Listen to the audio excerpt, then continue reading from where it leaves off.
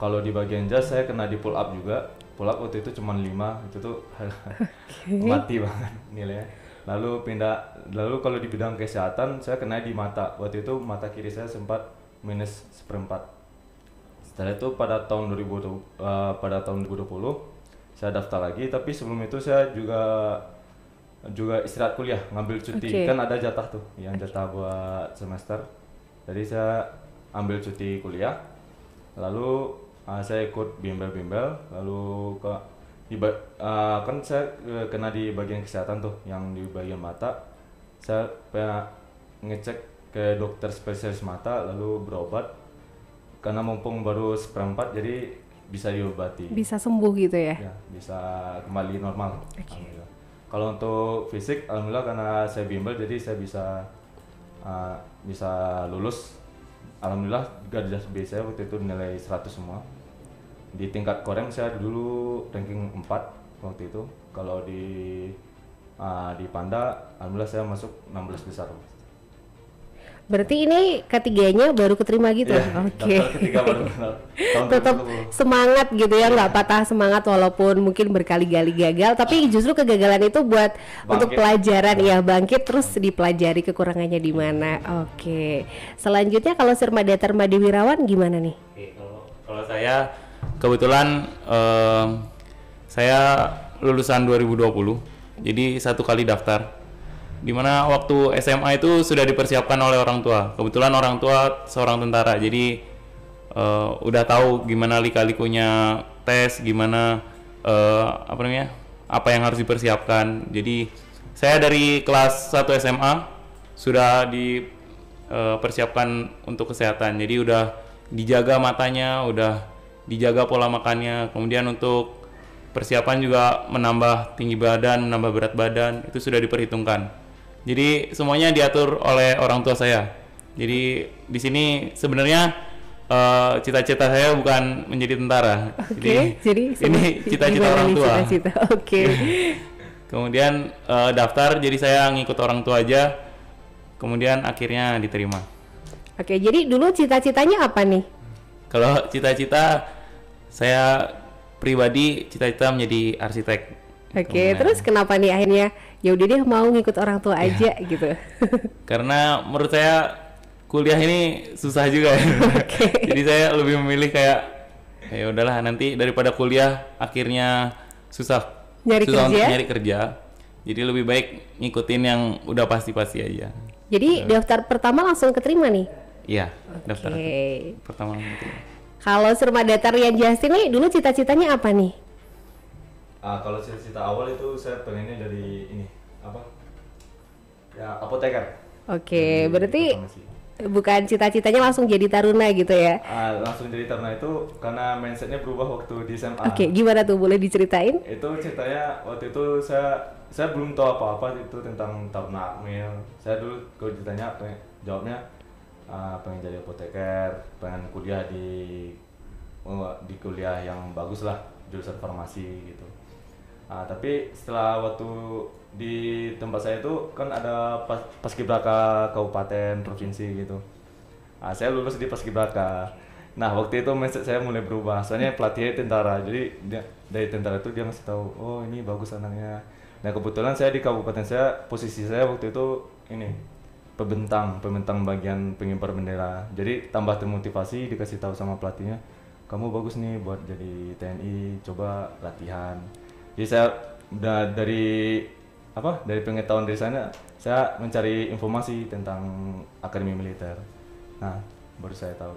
Berarti gara-gara itu langsung pengen jadi taruna gitu ya? Waduh, seru sekali nih ngobrol-ngobrolnya Sobat Tidar ya. Buat kamu juga yang pengen gabung barengan sama kita dan mungkin pengen lihat gimana sih abang-abang ini, langsung kamu bisa streaming via Instagramnya Radio Tidar di @radiotidarfm. Jangan lupa follow juga yang belum follow ya. Terus nih buat kamu yang punya pertanyaan, bisa langsung kirimkan pertanyaan kamu di WhatsAppnya Radio Tidar 0878 0878 9430. Nanti kita bakal balik lagi dan masih bakal ada di Taruna Kita sampai nanti jam 5 sore. 9 pagi kita.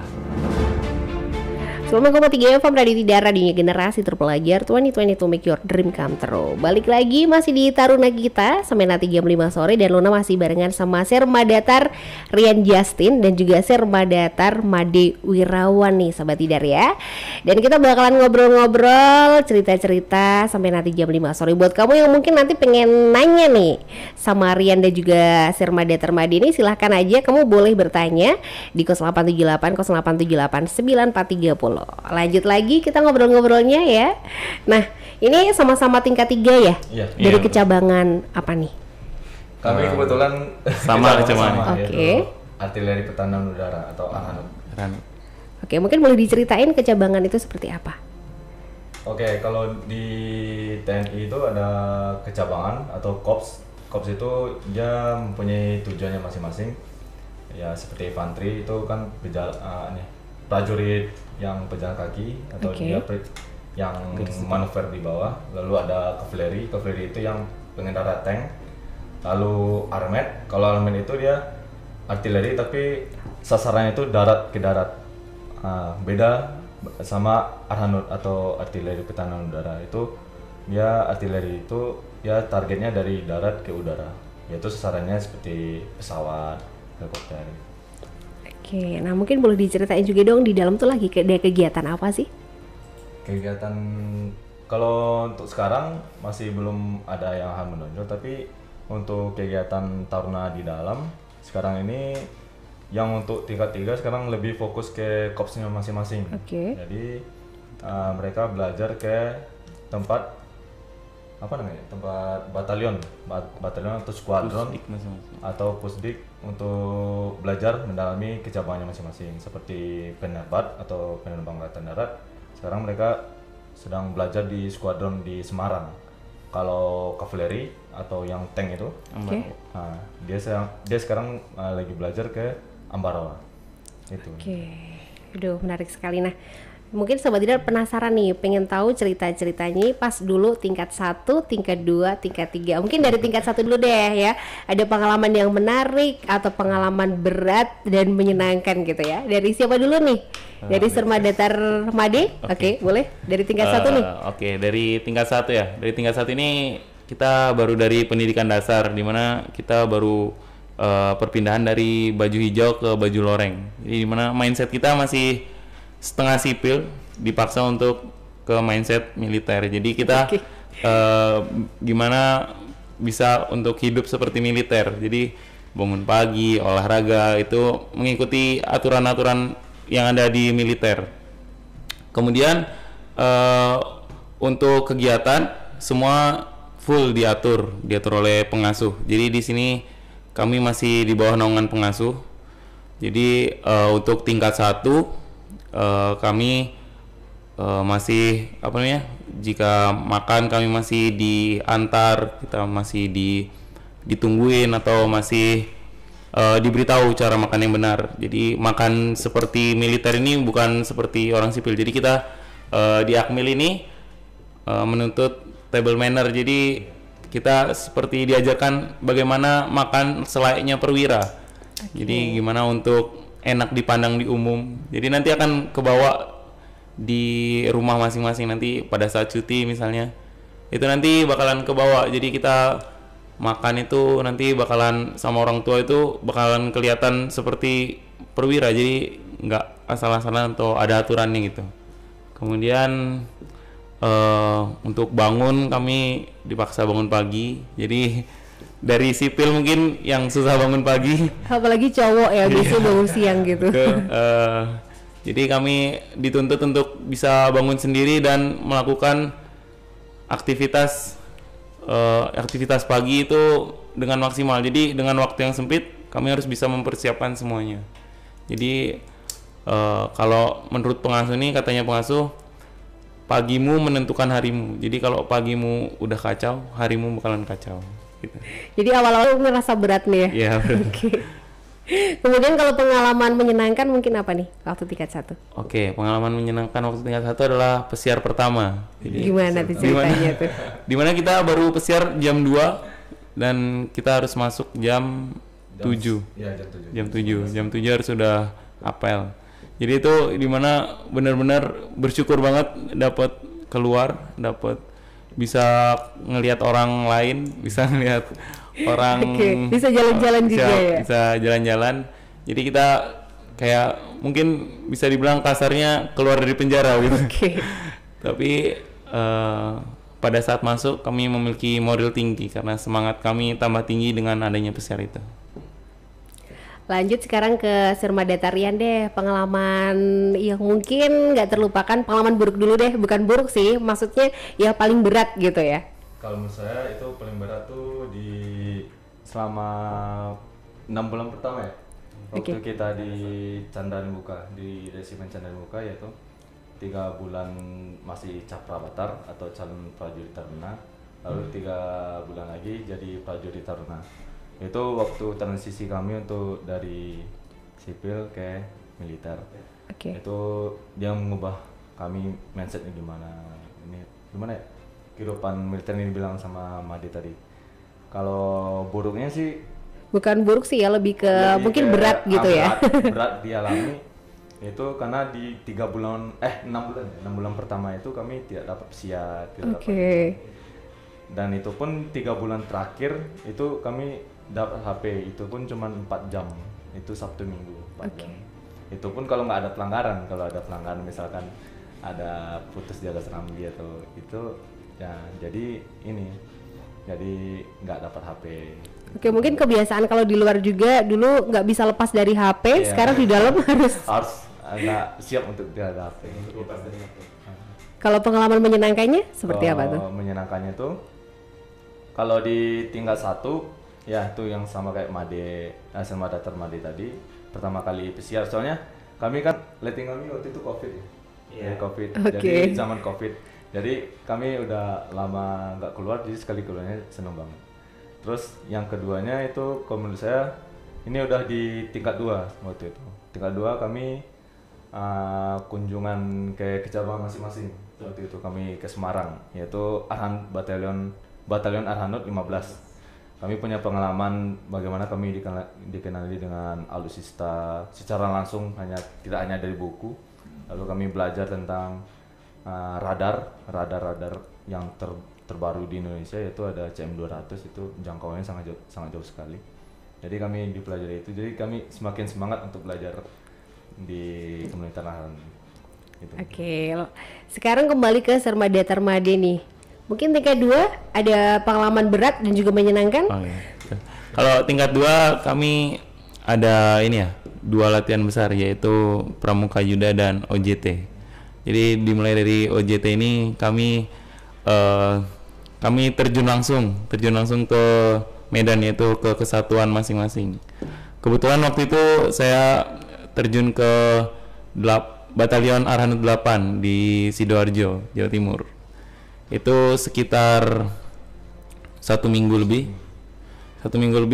kita berusaha untuk menjadi seorang pemimpin. Jadi kita mengaplikasikan apa yang kita pelajari di Akmil buat memimpin anggota. Jadi di sana nanti kita jadi satu sama anak buah, calon anak buah.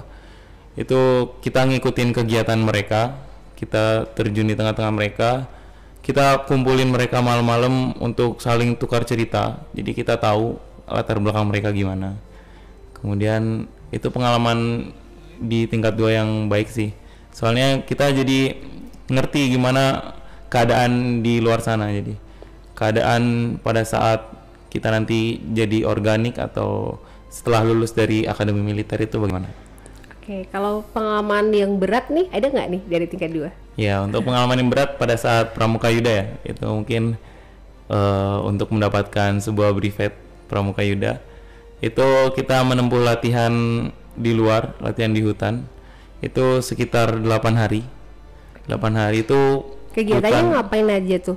Untuk itu kegiatannya di hutan, gunung, sampai di lautan. Jadi kita dimulai dari kita survival, kemudian survival itu bertahan hidup di hutan, jadi tanpa diberi makan. Jadi kita berusaha mencari makan dan memasak sendiri. Terus boleh diceritain nggak? Terus kalian makan apa nih kalau di hutan? Untuk makan kami makan ayam hutan dan Itu hasil berburu apa gimana? Enggak, itu kebetulan ada apa namanya? Kayak diberi stok tapi ayam mentah. Oke. Dan kami hanya dibekali oleh garam. Jadi kita buat api sendiri, kita buat masak sendiri. Jadi dan ubi juga dikasih. Jadi ubi mentah yang kita masak sendiri di tengah Jadi hutan. bahan makanannya dikasih, Iya. cuman kalian disuruh masak Iya, gitu ya. disuruh masak sendiri. Kemudian Sebelumnya setelah- mungkin pernah ada pengalaman pernah masak atau ya udah deh Wah, sebisanya gitu kalau di hutan. mungkin itu masak pertama kali gitu. Itu masak pertama kali, biarpun hanya garam tapi itu memuaskan sekali menurut saya. Jadi rasanya nikmat Iya, ke depan ya. nikmat sekali. Mungkin karena kelaparan juga mungkin.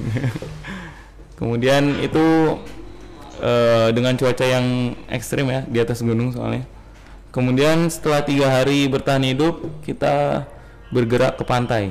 Kita bergerak ke pantai dengan berjalan kaki. Jadi berjalan kaki bersama-sama gitu. Satu tim, per tim itu bergerak ke pantai. Kemudian bergerak itu sekitar 72 kilo ya? 75 kilo. Itu 3 hari. 3 hari. Dibagi 3 hari. Kemudian 30, itu 15. ya, untuk perjalanan itu memang bukan menggunakan kaki lagi ya, mungkin menggunakan mental. Udah nggak kerasa kayak gitu. Jadi Tapi kan kalau capek boleh berhenti dulu, istirahat dulu gitu nggak? Atau tetap nggak, lanjut? nanti istirahatnya ada posnya, jadi pos Oke. nambah air atau pos guyur. Jadi supaya tidak heat stroke, kita ada pos guyur. Itu setiap sekitar 10 kilo. Terus Ada kalau pos. istirahatnya ada waktunya gitu nggak? Istirahat, ya, harus ada. 1 jam, harus setengah jam gitu. Enggak ada setengah jam. Setiap 10 kilo Oke. kita diberi istirahat sekitar 15 menit. Oh, cuma Sekalian 15 menambah menit. air. Iya. Tuh, kemudian setelah sampai di tujuan, misalnya etapa pertama 15 kilo, setelah itu kita menempati tempat untuk berkemah. Jadi itu masih tetap di luar.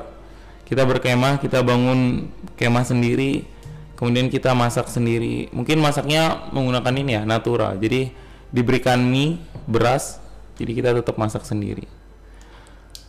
Itu selama 3 hari, akhirnya sampai di pantai. Jadi setelah sampai di pantai, kita persiapan untuk melaksanakan mendayung. Jadi mendayung dari bibir pantai ke tengah pantai, terus kembali ke pantai lagi. Itu pelaksanaan LCR. Oke, kalau Sirmadata-Rian ada tambahan buat tingkat 2-nya? Kalau tingkat 2 ya sama aja kali ya. Misalnya itu pengalaman kami yang sangat memorial itu. Jadi yang sangat apa ya? Yang sangat buat saya berkesan di Pramuka Yuda itu pada saat kami jalan kaki berpuluh-puluhan kilo itu, kami ketemu warga dan itu emang dibolehin sama pimpinan kita ya. Jadi itu warga itu juga ikut partisipasi terhadap kegiatan kami. Kadang karena kami capek atau apa, jadi warga ikut ngasih air, ngasih snack, Kasih makanan juga menurut gitu saya ya. Itu sangat apa ya? TNI dengan rakyatnya sangat dekat dari sana saya lihat. Bisa kenal sama masyarakat sekitar juga ya. Iya, gitu. Nah, sekarang sampai di tingkat yang sedang kalian jalanin ya, tingkat 3. Pengalaman yang mungkin menyenangkan dulu deh. Dari siapa dulu nih? Ya, Sirmadata-Rian. Kalau di Serma Datar yang sangat ini ya, yang sangat membuat saya bahagia lalu merasa ada tanggung jawab, yaitu pada saat saya naik di tingkat 3 ini saya ditunjuk sebagai Danyon Kor Remaja. Oke, Atau- tugasnya apa tuh? Tugas itu yaitu yang kan ada pimpinan dari organik atau dari tentara, lalu ada pimpinannya yang dari tarunanya. Oke. Nah, saya ditunjuk yang bagian komandan yang untuk di bagian ketarunaannya. Nah, dan saya dapat komandan batalion remaja atau untuk tingkat 1. Tapi saya belum ada anggota, saya anggota kan masih beda resimen. Jadi kemungkinan Februari awal atau akhir Januari saya baru mulai memimpin. Menurut saya yang paling membuat saya berkesan di tingkat 3 baru-baru ini itu saya diamanahkan untuk menjadi Danyon Kor Remaja. Gitu. Sekarang ke Sirmadata-Made, apa nih yang menyenangkan nih? Untuk menyenangkan sama ya, karena serah terima tali ini mungkin suatu proses yang paling membanggakan, membanggakan dalam hidup saya. Itu serah terima di mana waktu itu saya ditunjuk sebagai dan Kikor ini membawahi 3 peleton. Jadi saya membawahi sekitar 106 orang. Di mana itu merupakan letting saya sendiri. Jadi saya memimpin letting saya sendiri. Jadi itu sebuah sebuah tuntutan baru gimana kita bisa membuat letting kita untuk loyal kepada kita. Gimana caranya kita bisa timbul dan tenggelam di waktu yang tepat. Jadi kita ada di tengah mereka untuk mengatur mereka dan kita mampu untuk mengatur diri kita sendiri. Gimana? Sebuah tantangan Sebuah tantangan betul. Itu merupakan hal yang baru karena sebelumnya saya jarang banget untuk bisa ngambil di depan orang banyak. Mungkin saya baru belajar sekarang. Mungkin Tuhan memberikan karunia untuk membuat saya berlatih sekarang, mengambil anggota, mengambil teman-teman sendiri, di mana saya bisa menjadi orang yang lebih dewasa dari mereka, di mana saya bisa menjadi teman mereka. Jadi di waktu senggang kami bercerita, di waktu on duty mereka harus menuruti saya untuk mengikuti kegiatan gitu. Lanjut ke pengalaman yang mungkin agak berat di tingkat 3 deh. Apa nih? Nah, lanjut ke Sermada Termadi dulu nggak apa? Untuk yang berat mungkin di tingkat 3 ini lebih ke ini ya, tuntutan untuk kedepannya. Jadi kita kan 1,5 tahun lagi bakalan lulus. Jadi gimana ya, kepikiran aja gitu gimana nanti udah siap atau belum untuk ke kesatuan masing-masing, untuk dilempar ke luar Jawa atau disebar ke seluruh Indonesia.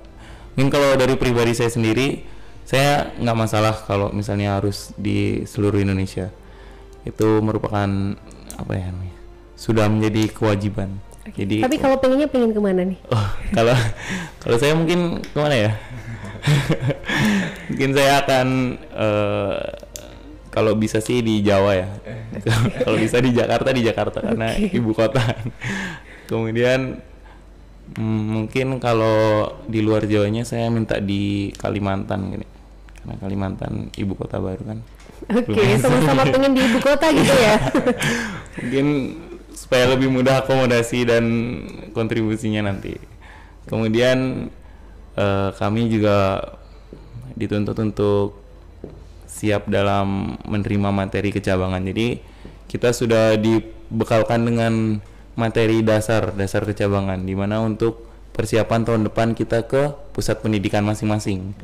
Jadi untuk mendalami nanti tahun depan kita akan dikirim ke pusat pendidikan masing-masing, di mana nanti di situ kita bakalan lebih mendalami materi. Jadi untuk nanti supaya bisa mengajari anggota atau setidaknya pernah mencoba. Jadi kan anggota lebih banyak pengalamannya daripada kita. Jadi kita harus minimal harus samalah pengalamannya gitu. Sekarang beralih ke Sermada Tarian. Nih dari pengalaman yang berat apa nih tingkat 3? Kalau pengalaman berat, kalau sampai saat ini belum ada. Ditambah lagi saya kan juga danyu ke remaja, jadi mimpinya juga belum. Saya anggota masih belum masuk jaringan.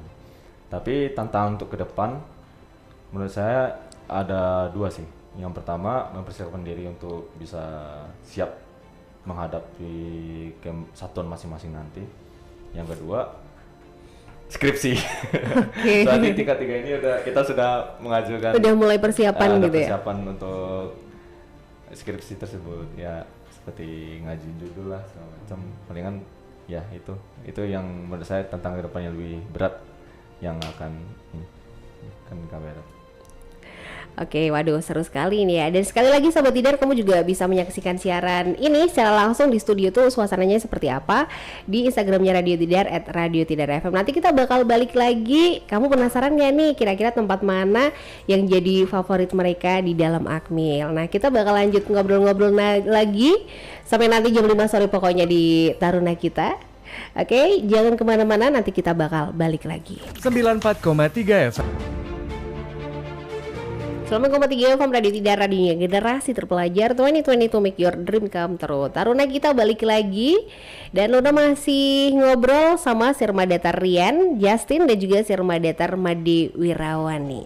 Nah, sebelum kita ke tempat favorit di dalam Akmil nih ya, mungkin tadi Sirmada Tarian sempat tuh menyinggung lagi persiapan skripsi ya, nyicil nih persiapannya. Nah, untuk skripsi nih ya, ini sama nggak sih prosesnya sama kayak mungkin mahasiswa di luaran gitu? Menurut saya sama saja ya. Soalnya kami di dalam juga ada dosen pembimbing. Mungkin bedanya kalau mahasiswa itu kan sampai pergi ke tempat dosennya buat pergi ke rumahnya. Kalau kami tidak, kami kan berhubung kami pendidikannya di Kesatrian, jadi kami ketemu dosennya, dosen pembimbing itu ya saat di Kesatrian, dan juga kami juga bisa menghubunginya itu ada email ya, email. Karena kami nggak dapat HP, jadi kan kami di dalam juga ada laptop, jadi kami cuma diizinkan memakai email. Jadi kalau mengerjakan tugas ataupun pengen berhubungan dengan dosennya, kami melalui email. Gitu. Oke. Nah, lanjut deh sekarang langsung ke tempat favorit di dalam Satrian. Dari siapa dulu nih? Sirmada Tarian apa Sirmada Tarmadi dulu? Oke, Madi dulu. Untuk tempat favorit menurut saya di Akmil. Menurut saya di Pura ya, di mana tempat ibadah. Tempat ibadah menjadi rumah kedua mungkin. Jadi di mana saya mengingat rumah di Bali itu suasananya mirip. Jadi mengobati rasa kangen itu mungkin saat ibadah. Bisa mengingat orang tua dengan tanpa tekanan, bisa mencurahkan hati, betul. Mencurahkan isi hati, mengeluh itu gimana rasanya di dalam. Semua curhatan mungkin bakal tersalurkan pada saat ibadah. Kemudian untuk ibadah itu kami harus tampil paling terbaik. Jadi kita menjaga tempat ibadah itu dengan penampilan kita juga. Jadi untuk dilihat orang lain itu, kalau taruna ini, gambaran taruna ini seperti apa itu adalah kita yang keluar pada saat ibadah. Oke, beralih ke Sirmada Tarian nih. Tempat favorit di dalam Akmil di mana nih? Yang paling terfavorit kayak di Sumartar ya, kantin Sumartar. Oke. Ini hobi makan apa gimana sih kok di kantin? Jadi kenapa tuh? Kalau di Sumatera itu kami disediain tempat ruangan keluarga asuh, lalu ada tempat keseniannya juga, lalu ada tempat sharing-sharing buat ngobrol-ngobrol sama teman-teman sambil makan gitu. Soalnya dulu di tingkat 1 tingkat 2 itu supaya kita masuk ke Sumartal itu kalau nggak bareng sama senior, kalau nggak kita ikut latihan kesenian gitu. Di Akmil ada tuh keseniannya kolaborasi, ada tari saman, ada rempak gendang, ada band, terus tari kecak, banyak lah di dalam tuh kami kegiatan kesenian. Dan juga ditampilin di ini, kalau ada tamu-tamu yang datang ke Akmil kami tampil gitu. Nah, itu karena dulu waktu di tingkat 1 tingkat 2 itu susah ke sana, jadi pas di tingkat 3 sekarang mumpung gampang ke sana. Jadi dulu tingkat 1 sama tingkat 2 kita mikir gimana pun caranya kita harus bisa masuk ke sana. Oke, nah kalau tempat yang kalau bisa sih dihindari gitu, ada nggak sih kalau di dalam? Kalau dihindari mungkin karena ya harus ke situ sih, tapi kalau bisa gitu. Karena ya tempat yang mungkin bagi kalian tuh ya ada apa yang bikin takut gitu nggak? Kalau yang takut ini daerah bikin takut nggak ada sih, tapi cuman ada di beberapa daerah yang kita tuh nggak boleh masuk sana. Contoh itu di gudang peralatan atau gudang senjata, itu kan sangat di daerah terbatas, jadi kami nggak boleh ke sana. Nggak ada taruna itu akses ke sana. Kalau ada misalkan ada IB, kami penggunaan senjata ya waktu itu doang. Jadi atau dari pelajaran orang-orang yang kops dari peralatan, nah cuman pada saat kelas belum dia bisa ke sana, jadi nggak boleh. Lalu ke Gunung Tidar pun itu juga setahu saya juga nggak boleh. Nggak boleh. Biasa. Soalnya kan itu keluar kesatrian jatuhnya, udah kayak takutnya ketemu sama di puncak kan juga ada tempat toko-toko nggak sih kalau siang sore itu? Iya ada. Jadi takutnya malah sana malah disalahgunakan, jadi di sana juga nggak boleh. Oke, tapi kalau ada hari-hari tertentu nggak sih kalian boleh naik Gunung Tidar, apa pas pesiar itu? Ya, Untuk pas pesiar atau pas IB tidak Oke. diperbolehkan naik ke atas. Berarti selain itu nggak boleh gitu ya? ada lagi waktu itu Oke. kalau misalkan saya masih ingat ya waktu di tingkat 1 ya, kami dibawa oleh Pokdo atau kelompok komando yang, Oke. yang punya jabatan ini, yang senior kami dia minta izin ke batalion kami waktu tingkat 1 untuk olahraga ke mendaki Puncak Tidar. Jadi kami lari bareng, lalu coba latih fisik ke Puncak Tidar, nanti di Puncak Tidar baru ini pendinginan, baru istirahat, lalu turun lagi. Kalau terakhir ke Kalibaben kapan nih? Untuk Kali Baben mungkin saksi bisunya Taruna mungkin. Di Kali Baben ini mungkin tindakan pelanggaran itu akan pembersihan dosanya di Kali Baben. Oke, kalau terakhir ke sana jadi kapan nih? Untuk mungkin kemarin. Udah baru aja nih ya, baru-baru ini. Iya, mungkin. Itu mungkin gara-gara bentuk tanggung jawab juga ya, bentuk tanggung jawab. Mungkin gara-gara ada teman yang pelanggaran, kurang disiplin, kami yang selaku pejabat sebagai penanggung jawab, kami juga ikut bertanggung jawab. Bentuk tanggung jawabnya itu kami juga ikut masuk bersama teman-teman kami yang kurang melakukan disiplin. pelanggaran. Iya, kurang disiplin itu. Jadi sebenarnya pelanggarannya itu bukan pelanggaran berat. Jadi seperti kayak misalnya mungkin karena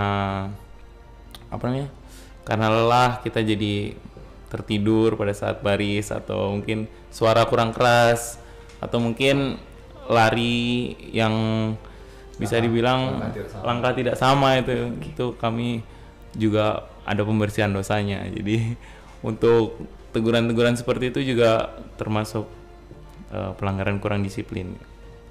Kalau Serma Detarian juga sama? Kalau saya kebetulan masuk Baben itu kapan ya? Minggu kemarin. Oke. Itu karena ada masalah ini kurang kompak di peloton. Jadi waktu itu ya tadi sama karena larinya langkahnya kurang sama, terus juga kurang disiplin untuk kumpul. Ya waktu itu kami ke Baben. Itu sih. Oke, sebelum kita pamit nih, boleh dong pesan ke sahabat Tidar yang mungkin pengen masuk ke Taruna Akademi Militer? Apalagi Serma Detarian nih baru ketiga kali langsung keterima ya. Kalau menurut saya, bukan saran ya, apa sih? Tips and trick gitu aja. Nah, kalau menurut saya itu apapun cita-cita kalian, kalau memang itu yang kalian inginkan, perjuangkan. Kalau ada hambatan untuk mencapai itu, ya udah perbaiki evaluasi diri biar bisa mencapai. Jangan cepat mengalah gitu dengan cita-cita. Misalkan nih, jujur saya waktu saya ingin jadi Taruna Akmil ini, gagap pertama mungkin lah itu tuh kata keluarga saya, nggak apa-apa, lanjut aja, mana tahu tahun besok bisa. Pas saya tes kedua kali dan saya gagal, itu dari keluarga dia bilang gini, Rian nggak mau coba yang lain gitu, masuk yang kedinasan lain, atau enggak kalau pengen pun jadi tentara coba yang secaba ya, sekolah Bintara, coba yang itu. Kalau itu yang dari keluarga. Kalau dari orang-orang lain nih ya, orang yang bukan dari keluarga, dia bilangnya gini, ngapain sih itu masih mau ke Akmil aja, ngapain sih gitu, capek-capekin badan doang gitu. Ya gimana ya, ya dari mental sendiri sih. Kalau kita emang punya cita-cita buat itu, emang niat dari hati, emang tujuan kita buat itu buat membanggakan orang tua, membanggakan keluarga, apapun cita-citanya kita harus bisa. Kalau selagi bisa itu kita perjuangkan. Oke, jadi Serma Detarian itu lumayan menarik ceritanya, karena mungkin dari orang-orang udah jangan deh coba yang lain, tapi kamu tetap gitu ya. Iya, tetap fokus lah. Dan kemudian bisa membuktikan ketiga kalinya langsung keterima. Kalau Serma Detarmade buat sahabat Tidar yang pengen masuk ke Taruna Akademi Militer? Untuk teman-teman yang mau masuk ya, motivasi terbesar saya adalah orang tua. Jadi motivasi saya untuk masuk ke akademi militer adalah karena ibu saya yang minta saya untuk jadi tentara. Jadi sebisa mungkin saya membahagiakan kedua orang tua agar diri saya ikut bahagia. Jadi bahagia saya adalah membahagiakan kedua orang tua. Itu motivasi saya. Jadi waktu SMA itu, awal masuk SMA saya sudah diperintahkan untuk ikut akademi militer. Jadi untuk mempersiapkan untuk masuk akademi militer. Jadi di situ saya mulai melepas masa kekanak-kanakan, masa remaja, masa muda saya. Dengan mungkin saya pulang sekolah tidak ada yang namanya nongkrong ya. Jadi saya fokus untuk latihan, di mana saya latihan lari tiap sore lari. Kemudian ada teman-teman juga, ada kakak-kakak juga yang seperjuangan. Jadi di sana kita bercerita. Jadi nongkrong itu sambil lari atau setelah lari kita nongkrong bareng-bareng di lapangan gitu. Kemudian untuk teman-teman yang yang punya masalah kesehatan gitu, sebisa mungkin dari awal sudah dipersiapkan. Jadi dengan check up ke rumah sakit tentara mungkin, jadi tahu kekurangannya nanti apa, kekurangannya nanti ditutupi atau disembuhkan yang sakit-sakitnya itu. Oke Sobat Kejar nih, kisah inspiratif dari Sermadata Rian Justin dan juga Sermadata Made Wirawan, semoga bisa jadi motivasi kamu ya buat yang pengen masuk ke Taruna Akademi Militer nih. Oke, Sermadata Rian dan juga Sermadata Made, terima kasih buat waktunya ya. Kita ngobrol-ngobrol dari tadi jam 4 sore. Oke, Sobat Kejar, ketemu lagi sama Taruna kita di Rabu depan. Luna dan juga Sermadata Rian dan juga Made pamit dari Taruna kita, Suara Adita Karya, Radio Tidar. Sampai jumpa. 94,3